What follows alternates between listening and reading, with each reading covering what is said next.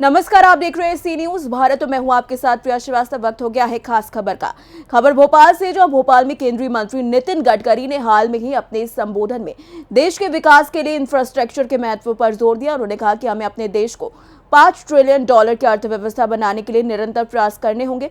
गडकरी ने गुणवत्ता निर्माण को बेहतर बनाने की आवश्यकता पर भी बल दिया और कहा कि छोटे लोग भी विकास के महत्वपूर्ण योगदान देने में समर्थ हैं। उन्होंने महाराष्ट्र सरकार के एक नए इनोवेशन का उल्लेख किया, जिससे हर साल 300 करोड़ रुपए का गंदा पानी एकत्र किया जाएगा। गडकरी ने नागपुर डंपयार्ड में शिक्षा संस्थान की स्थापना और मध्य प्रदेश के मुख्य सचिव अनुराग जैन द्वारा विकसित गति शक्ति सॉफ्टवेयर के योगदान की सराहना की। उन्होंने बताया कि आज हमारे देश में सड़क नेटवर्क दुनिया में दूसरा सबसे बड़ा है, जो विकास की दिशा में एक महत्वपूर्ण कदम है।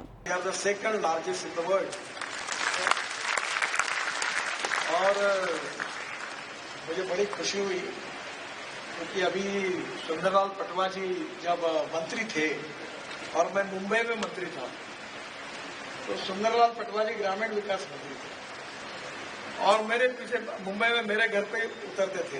मेरे उनके पारिवारिक संबंध बहुत घनिष्ठ थे। तो एक दिन मुझे कहा, नितिन, अटल जी को मिलने के लिए तुमको दिल्ली आना है। तो कहा, पटवा जी क्यों, मुझे क्यों मिलना है? बोला, मैं बोल रहा हूँ आना इस तारीख को।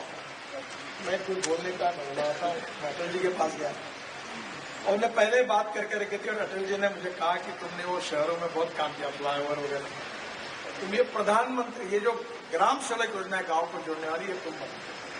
और 3-4 महीने मैंने उसके ऊपर काम किया, पटवा जी को प्रेजेंटेशन दिया, अटल जी को दिया, योजना उनको दी। फिर 1.5-2 महीना कुछ हुआ ही नहीं। फिर पटवा जी ने अटल जी क्या मीटिंग तय की और अटल जी मुझे रिंग भी बहुत करते थे और मुझे बोले, क्यों, आपको काम बताया, अभी तक क्यों नहीं कुछ हुआ? तो मैंने हंसते हुए कहा, मैं थोड़ी देश का प्रधानमंत्री हूँ, आप बताओ क्यों नहीं हुआ? तो बोला, मुझे बोले क्या है? मैंने बोला, ये नीति आयोग में ये व्यक्ति है, वो बोलता है कि ये प्रधानमंत्री ग्राम सड़क योजना ये स्टेट सब्जेक्ट है। There are 3 list, central list, state list and concurrent list. तो ये जो गांव को जोड़ने का काम है ये स्टेट लिस्ट में है और वो कहता है कि प्रधानमंत्री ji, we can not make any expenditure on state list subject, इसलिए ये हो नहीं सकता।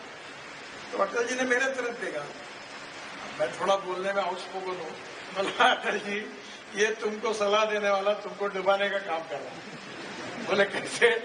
मैंने बोला, इसको थोड़ी चुनाव लड़ना है, तुमको चुनाव लड़ना है और ग्राम सड़क योजना करोगे तो इतिहास में आपका नाम होगा। तो बोले, मैं क्या करूं? मैंने बोला, इसकी कुछ मत सुनिए, ठप्पर आप साइन मारिए, आप तो महामहिम हो, आपको बोलोगे वो होगा। गोवा रोड पर जाने के लिए आपको 50 मिनट लगते हैं और साउथ मुंबई से निकलकर रोड से जाएंगे तो 2.5 घंटा लगता है। तो क्या हुआ कि ट्रक, बसेस, कार सब अंदर जाती है और लिफ्ट पे चढ़ के लोग ऊपर में एक रेस्टोरेंट बना वहां चले जाते हैं और अभी अलीबाग जाने के लिए 3 घंटे लगते थे, अब ये 17 मिनट में जाते हैं। अभी मुंबई में नया एयरपोर्ट बन रहा है, तो मैंने उनको कहा ये वही उसमें लगा दो कि एयरपोर्ट में डायरेक्ट हमने एक जेटी बना दिया। और मैं शिपिंग मंत्री था, पूरे मुंबई में अलग अलग जगह पर लोग अपनी गाड़ी, कार और अपना ट्रक, बसेस उसमें डालेंगे, रो पैक्स फेमस है बहुत, कोचिन शिपयार्ड बनाती है और उसमें बैठकर गाड़ी रख दो, 17 मिनट में मुंबई से कहीं भी तुम एयरपोर्ट चले जाओ। अभी 3 घंटे 2.5 घंटे लगते हैं। तो मुझे मालूम नहीं है, भोपाल में आप एक बार लाओ और ये रो पैक्स लगा दो, अपनी गाड़ी, स्कूटर सब लगेंगी, वहां छोटा सा धक्का बनाना पड़ेगा और इधर से उधर पानी पे गाड़ी रख दी, उतर गया, चला गया, तो आपका सस्ते में काम हो। ये टेक्नोलॉजी में जो इनोवेशंस है, जैसे गंगा के ऊपर, ब्रह्मपुत्रा के ऊपर, ये निकलकर ब्रिज एकदम दूर है तो 135-200 किलोमीटर घूम के आना पड़ता था। अब डायरेक्ट ये रो पैक्स के कारण लोग जा रहे हैं। तो ये जो नई नई टेक्नोलॉजी और इनोवेशंस है ये, और अभी आपको तो 2 दिन पहले मैं गया था, आपका भेल भोपाल में है ना, वो उनका मिथेनॉल की कॉन्फ्रेंस का उद्घाटन मैंने किया, जनरल मानकेशा ऑडिटोरियम जो है उधर हमारे डिफेंस का, वहां। अब इन्होंने एक टेक्नोलॉजी तैयार की है भेल में, उन्होंने जो कार्बन डाइऑक्साइड निकलता है उससे मिथेनॉल बनाया। और हमारे यहाँ मैंने बेंगलोर में कर्नाटक स्टेट कॉर्पोरेशन की 25 बसेस 15% मिथेनॉल डाल के अच्छी चलाई, सक्सेसफुल हुआ। अशोक लेलैंड ने ट्रक और बसेस लॉन्च की है और अब मरीन इंजन मिथेनॉल के बन रहे हैं। तो मेरा आपसे एक सुझाव, मिथेनॉल का रेट है 22 रुपए लीटर और डीजल का है 120 रुपए लीटर। और अभी इन्होंने जो टेक्नोलॉजी तैयार की जनरेटर से अशोक लेलैंड और किर्लोस्कर के भी मार्केट में आ गए। तो जहां आप जनरेटर सेट यूज करते हैं कंस्ट्रक्शन में, वहां इलेक्ट्रिक मशीनरी वो भी आ रही है। पूरे आपके जितने जनरेटर हैं वो अगर मिथेनॉल में जाएंगे तो आप रोड 1000 करोड़ के रोड में कम से कम 40 करोड़ की कॉस्ट कम कर लेंगे। हम डीजल 100 करोड़ का रुपए का लगता है। तो पहली बात तो ऐसी है कि हम कॉस्ट ऑफ कंस्ट्रक्शन को कम कैसे करें। तो डीजल और पेट्रोल के बजाय electric, ethanol, methanol, bio LNG, CNG, electric, इसका उपयोग करेंगे, फायदा होगा। अभी आपके यहाँ मैंने बजाज की स्कूटर लॉन्च की थी 2 महीने पहले पुणे में, 2 व्हीलर, वो थी बायो सीएनजी के ऊपर। अब सीएनजी बनता है परली से। हमारे यहाँ 400 प्रोजेक्ट शुरू है, 70 एक पूरे हो गए। मैं भी 10 टन सीएनजी बना रहा हूँ। वो सीएनजी में स्कूटर में डालने से एक किलोमीटर पेट्रोल की स्कूटर और मोटरसाइकिल का खर्चा 2 रुपए 25 पैसे आता है और सीएनजी का खर्चा 1 रुपए आता है। तो आप समझ लीजिए कि आपकी बचत कितनी होगी। पेट्रोल डीजल की कार दिखने वाली नहीं है। मैं तो मेरा कैंपेन है इसके खिलाफ चलता है। इस देश में 22 लाख करोड़ रुपए का फॉसिल फ्यूल इंपोर्ट होता है और हमारे देश की हेल्थ प्रॉब्लम की सबसे बड़ी समस्या पोल्यूशन है। और ये ग्रीन फ्यूल हमारे इथेनॉल, बाद में बायो सीएनजी, ये अभी हम लोग बिटुमेन भी बना रहे हैं। मैं परसों हमारे यहाँ मीटिंग हुई, सभी मैन्युफैक्चरर आए थे, इंडियन ऑयल के चेयरमैन थे। मैंने उनको एक काम दिया कि हमारे देश को 90 लाख टन बिटुमेन लगता है और हमारे देश की रिफाइनरी की कैपेसिटी केवल 50 लाख टन है मैक्सिमम। तो 40 से 50 लाख टन इंपोर्ट होता है। तो मैंने इंडियन ऑयल और बाकी सब रिफाइनरियों को बोला कि आप क्या प्रयोग करो, आप ही करो कि 7% प्लास्टिक आप बिटुमेन में डालो और जो यूज टायर है दुनिया भर के वो देश में लाओ, उसकी रबर की पाउडर निकालो, 20 रुपए किलो मिलेगी, वो 15% डालो।